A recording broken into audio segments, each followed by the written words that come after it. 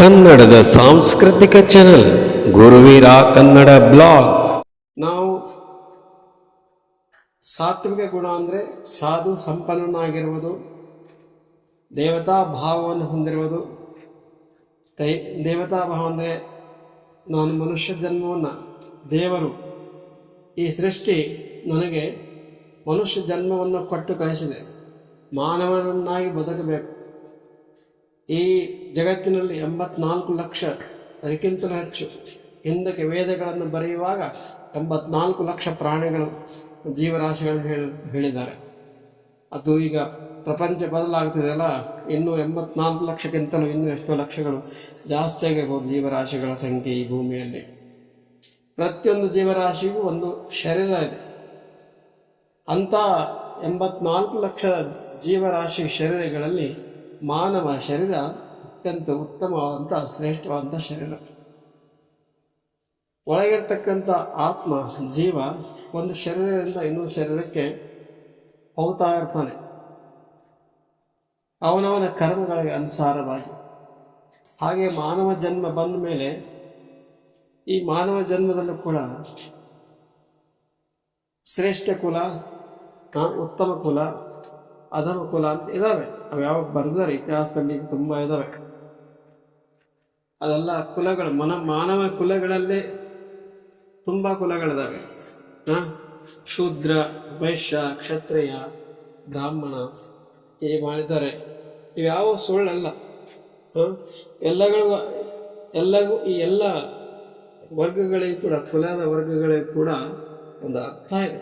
ಮಾನವನು ಒಬ್ಬ ಮಾನವ ಸನ್ಮಾರ್ಗದಲ್ಲಿ ಹೋಗಬೇಕಾಯ್ತು. ಸ್ವಾಮಿ ವಿವೇಕಾನಂದರು ಹೇಳಿದ ಪ್ರಕಾರ ಈ ಜನ್ಮದ ಉದ್ದೇಶ ಏನು, ನಾವು ಏನು ಮಾಡೋಣ, ನಾವು ಹುಟ್ಟಿ ಬಂದಿದ್ದೀವಿ, ಏನು ಎಲ್ಲಿ ಹೋಗಬೇಕಾಗಿದೆ, ಈ ಉದ್ದೇಶ ಏನು? ಸದಾಕಾಲ ಬೆಳಗ್ತಾರ ಸೂರ್ಯನ ನೋಡ್ಕೊಂಡು ಕೂಡೋಣ, ರಾತ್ರಿ ಚಂದ್ರನ ಬೆಳದಿಂಗಳನ್ನು ಆನಂದಿಸೋದ, ಮದುವೆಯಾದ ಸ್ತ್ರೀ ಹೆಂಡತಿ ಜೊತೆಗೆ ಸದಾಕಾಲ ಸುಖವಾಗಿರೋದ, ಮಕ್ಕಳ ಜೊತೆ ಸುಖವಾಗಿರೋದ, ಅಥವಾ ಮನೆ ಕಟ್ಟೋದ, ಆಸ್ತಿ ಮಾಡೋದ, ದುಡ್ಡು ಗಳಿಸೋದ, ಇದೇ ಉದ್ದೇಶ. ಈ ಜನ್ಮದ ಉದ್ದೇಶ, ಮಾನವ ಜನ್ಮದ ಉದ್ದೇಶ ಏನು? ಮಾನವ ಜನ್ಮದ ಉದ್ದೇಶ ಏನು? ಸ್ವಾಮಿ ವಿವೇಕಾನಂದರು ಏನು ಹೇಳ್ತಾರೆ? ನರನನ್ನ ಹರರನ್ನಾಗಿ ಮಾಡೋದು ಮಾನವನ ಉದ್ದೇಶ. ನರ ಅಂದ್ರೆ ಯಾರು? ಮನುಷ್ಯ. ಹರ ಅಂದ್ರೆ ಯಾರು? ದೇವರು. ಮನುಷ್ಯರನ್ನ ದೇವರನ್ನಾಗಿಸುವುದು ಈ ಜನ್ಮದ ಉದ್ದೇಶ. ಅಂದ್ರೆ ಆಧ್ಯಾತ್ಮನು ಕೂಡ, ಸಕಲ ಆಧ್ಯಾತ್ಮಗಳು ಕೂಡ ಇದು ಹೇಳ್ತಾರೆ. 84 ಲಕ್ಷ ಯೋನಿಗಳಿಂದ ಹೊರ ಬಂದು ಬದುಕಿ ಪ್ರಾಣ. ನಾವೆಲ್ಲ ಸುಮ್ಮನೆ ಮನುಷ್ಯರಾಗಿ ಹುಟ್ಟಿಲ್ಲ.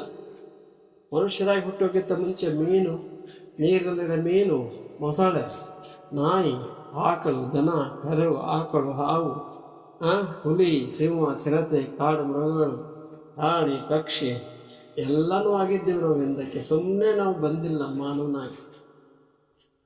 ಎಲ್ಲ ಜನ್ಮಗಳಲ್ಲಿ ಉತ್ತಮ ಜನ್ಮ ಮಾನವ ಜನ್ಮ ಶ್ರೇಷ್ಠ ಜನ್ಮ. ಪುರಂದರದಾಸರು ಹೇಳ್ತಾರೆ, ಹುಚ್ಚಪ್ಪಗಳಿರ ಎಲ್ಲ ಹೇಳ್ತಾರೆ ನೋಡಿ, ನಿಮಗೆ ಗೊತ್ತಿದೆ. ಮಾನವ ಜನ್ಮ ದೊಡ್ಡದು, ಹುಚ್ಚಪ್ಪಗಳಿರ ಅಂತ ಹೇಳ್ತಾರೆ. ಅದನ್ನು ವ್ಯರ್ಥ ಮಾಡಬೇಡಿ ಅಂತ. ಮಾನವ ಜನ್ಮ ದೊಡ್ಡ ಜನ್ಮ. ಇದರ ನಂತರ ನಾವು ಎಲ್ಲಿ ಹೋಗ್ಬೇಕಾಗಿದೆ? ಕೆಟ್ಟ ಕರ್ಮಗಳನ್ನು, ಕಾಮ, ಕ್ರೋಧಾದಿ ಅಷ್ಟನ್ನು ಹೇಳಿದ್ನಲ್ಲ 5ನೇ ಅಧ್ಯಾಯದಲ್ಲಿ.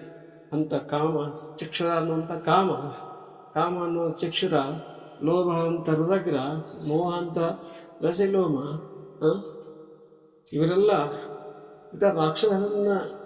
ಇಂಥ ರಾಕ್ಷಸರಿಗೆ ನಮ್ಮಲ್ಲಿ ಇದ್ದಾರೆ. ಇವರೇ ನಾವು ಬೆಂಬಲ ಕೊಟ್ಟು ಅವ್ರು ತೋರಿಸಿದ ಮಾರ್ಗದಲ್ಲಿ ಹೋದರೆ ಒಬ್ಬ ರೌಡಿ, ಒಬ್ಬ ಕಾಮಿ, ಒಬ್ಬ ಲಂಪಟ ಆಗಿ ಏನಾಗುತ್ತೆ? ಆತ್ಮನಾಶ ಮಾಡಿಕೊಂಡು. ಆದರೆ ಹಿಂದೆ ದನ ಕರುಗಳಾಗಿ ಹುಟ್ಟಿದಂಥವನು ಇವತ್ತು ಮನುಷ್ಯನಾಗಿ ಹುಟ್ಟುತ್ತಾನೆ. ಮನುಷ್ಯನಾಗಿ ಹುಟ್ಟಿದ ಮೇಲೆ ಪ್ರತಿಯೊಂದು ಮನುಷ್ಯ ಜನ್ಮ ಕೊಡ್ತಾನೆ ದೇವರು. ಮನುಷ್ಯ ಜನ್ಮ ಸಿಗಬೇಕು ಅಂದರೆ ಭಗವಂತನ ಕರುಣೆ ಬೇಕು, ಈ ದೈವೇ ಕರುಣೆ ಬೇಕು. ಅಂಥ ಒಂದು ಕರುಣೆ ಈ ನಾವು ಕೇಳ್ಕೊಂಡು ಬಂದಿಲ್ಲ ವೀಕ್ಷಕರೇ. ನಾವು ಮನುಷ್ಯರಾಗಿ, ಅಪ್ಪ ದೇವರೇ ನಾನು ಇಂಥ ಊರಲ್ಲಿ ಇಂಥ ತಂದೆನ ಇಂಥ ತಾಯಿನ ಪಡೆಯಬೇಕು, ಅವರಿಗೆ ನಾನು ಮಗನಾಗಿ ಹುಟ್ಟಿ ಬರಬೇಕಂತ ಒಂದು ಅರ್ಜಿ ಹಾಕಿ ಮನವಿಯನ್ನು ಸಲ್ಲಿಸಿ ದೇವರಿಗೆ ಕೊಟ್ಟು ಅವರೊಂದು ಅಪ್ಪಣೆ ಪಡೆದು ಸೈನ್ ಮಾಡಿಕೊಂಡು ಅಪ್ರೂವಲ್ ತಗೊಂಡು ನಾವು ಹುಟ್ಟಿ ಬಂದಿಲ್ಲ ವೀಕ್ಷಕರೇ. ನಮ್ಮ ಜನನ ಬಗ್ಗೆ ನಮಗೆ ಗೊತ್ತಿಲ್ಲ, ನಮ್ಮ ಜನ್ಮದ ರಹಸ್ಯ ನಮಗೆ ಗೊತ್ತಿಲ್ಲ. ಹಾಗೆ ನಾವು ಯಾವಾಗ ಸಾಹಿತ್ಯವೂ ಗೊತ್ತಿಲ್ಲ, ಸತ್ ಮೇಲೆ ಎಲ್ಲಿ ಹೋಗ್ತೇವೆ ಗೊತ್ತಿಲ್ಲ, ಈ ಹುಟ್ಟಿದೆವು ಗೊತ್ತಿಲ್ಲ, ಸಾಯೋದು ಗೊತ್ತಿಲ್ಲ. ಹುಟ್ಟಿನ ಸಾಯ್ತು ನಾವು ಏನು ಹೆಂಗೆ ಹೋಗ್ಬೇಕನ್ನುವಂಥ ಒಂದು ಪ್ರಶ್ನೆ ಇದೆ. ಏನು ಹೊಡೆದು ಕಡಿದು ಕೊಲೆ ಮಾಡಿ ಅತ್ಯಾಚಾರ ಮಾಡಿ ಹೋಗ್ಬೇಕಾ? ಇಲ್ಲ ಸಾಧು ಸಂಬಂಧನಾಗಿ ಇವ ನನ್ನವ ಅಂತ ಹೋಗ್ಬೇಕಾ? ಹೆಂಗೆ ಹೋಗ್ಬೇಕು? ಮನುಷ್ಯ ಅಂದ್ರೆ ಏನು, ಮಾನವ ಅಂದ್ರೆ ಏನು? ಮಾನವೀಯ ಮೌಲ್ಯಗಳನ್ನು ಪ್ರದರ್ಶನೆ ಮಾಡುವವನೇ ಮಾನವ. ಅಂಥವನು ದೇವನಾಗೋಕ್ಕೆ ಪ್ರಯತ್ನ ಪಡಬೇಕು.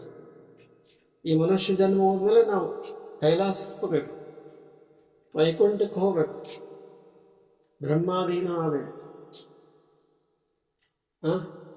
ಕೈಲಾಸದಲ್ಲಿ ಹೋಗ್ಬೇಕು, ಶಿವನ ಸನ್ನಿಧಿಯಲ್ಲಿ ಹೋಗ್ಬೇಕು, ಮತ್ತೆ ದೇವರಿಗೆ ಕೇಳಬೇಕು. ದೇವರು ಎಂಥ ಗುರಿ ಇಟ್ಕೋಬೇಕು ಅಂದರೆ, ಮತ್ತೆ ನನಗೆ ಈ ಭೂಮಿಯಲ್ಲಿ ಜನ್ಮ ಕೊಡಬೇಡ, ನನಗೆ ಯಾವ ಜನನಗಳು ಬೇಡ, ಯಾವ ಜನ್ಮವೂ ಬೇಡ, ಯಾವ ಶರೀರಗಳು ಬೇಡ, ನಾನು ನಿನ್ನಲ್ಲೇ ಸದಾಕಾಲ ಇರಬೇಕು, ಮತ್ತೆ ನನಗೆ ಭೂಮಿಗೆ ತಳ್ಳಬೇಡ ದೇವರೇ ಅಂತ ಕೇಳಬೇಕು. ಅದಕ್ಕೆ ಶಿವಸನ್ನಿಧಿ ಆ ಶಿವಸನ್ನಿಧಿ ಆಶಂಕ, ದೇವರಾಗುವ ಆಶೆ, ಭಗವಂತನಾಗುವ ಆಶೆ. ದೇವಿ ಮುಂದೆ ಹೇಳ್ತಾಳೆ, ಒಲಿದವನಿಗೆ ಯಾವ ಭಕ್ತ ದೇವಿನ ಆರಾಧನೆ ಮಾಡ್ತಾನೆ ಅವನಿಗೆ ದೇವಿಯನ್ನಾಗಿ ಮಾಡ್ತಾಳೆ, ಅವನು ದೇವಿ ಸ್ವರೂಪನೇ ಆಗ್ತಾನೆ. ಅವನಿಗೆ ಜನನ ಮರಣಗಳೇ ಬರೋದಿಲ್ಲ, ದೇವಿಯಲ್ಲಿ ದೇವಿಯಾಗಿರ್ತಾನೆ. ಇದು ಜನ್ಮದ ಉದ್ದೇಶ ಹೊರತು ಆಸ್ತಿ ಮಾಡೋದು ಇಲ್ಲಿ ಏನೇನೋ ಮಾಡ್ತೇನೆ ನೋಡ್ತಾರೆ ದಿನ, ಅದನ್ನೆಲ್ಲ. ಓಕೆ, ನಾ ಇಲ್ಲೇನು ಹೇಳಕ್ಕೆ ಹೊರಟಿನಿ ಅಂತಂದರೆ ಈ ಕಾಮ ಕ್ರೋಧ ಅನ್ನೋ ಮಹಾನ್ ರಾಕ್ಷಸರನ್ನ ಗೆಲ್ಲೋದು ಕಷ್ಟ, ಒಬ್ಬ ಸಾಮಾನ್ಯ ಮನುಷ್ಯನಿಗೆ ಕಷ್ಟ. ಯಾಕಂದರೆ ಬದುಕು ಸಾಗಿಸೋದು ಕಷ್ಟ, ಎಲ್ಲರೂ ಸಾಧ್ಯ. ಆದಷ್ಟು ಎಷ್ಟು ಸಾಧ್ಯವೋ ಅಷ್ಟು ನಿಯಂತ್ರಣ ಮಾಡಿಕೊಂಡು ನಾನು ಮನುಷ್ಯನಾಗಿದ್ದೇನೆ, ಮಾನವ ಮೌಲ್ಯಗಳನ್ನು ತೋರಿಸ್ಕೊಂಡು ನಾನು ನನ್ನ ಹೆಂಡತಿ ನನ್ನ ಮಕ್ಕಳು ಊಟ ಮಾಡೋಕ್ಕೆ ಎಷ್ಟು ಬೇಕೋ ಅಷ್ಟು ದುಡಿಬೇಕು, ಹೆಚ್ಚಿಗೆ ಉಳಿದ್ರೆ ಸೇವ್ ಉಳಿಸಬೇಕು. ಇನ್ನೂ ಎಲ್ಲ ತಿಂದು ಉಂಡು ಹೆಚ್ಚಾಗಿ ಉಳಿತಾ ಇದ್ದರೆ ಒಂದು 4 ಜನರಿಗೆ ಕೆಲಸ ಕೊಡಬೇಕು, ಅನ್ನ ಕೊಡಬೇಕು. ಶ್ರೀಮಂತನಾಗಿದ್ದರೆ 4 ಜನರಿಗೆ ಅನ್ನ ಕೊಡು, ಕೆಲಸ ಕೊಡು, ಅವ್ರಿಗೂ ಬದುಕನ್ನ ಕೊಡು. ಬಡವರಿಗೆ ಅನ್ನ ಕೊಡು. ಮನೆ ಮುಂದೆ ಬಂದಂಥ ಆಕಳು ಮಾತಾಡೋಕೆ ಬರಲ್ಲ, ಅದಕ್ಕೊಂದು ಅನ್ನ ಹಾಕು, ಹಂಗೆ ಕಳಿಸ್ಬೇಕು.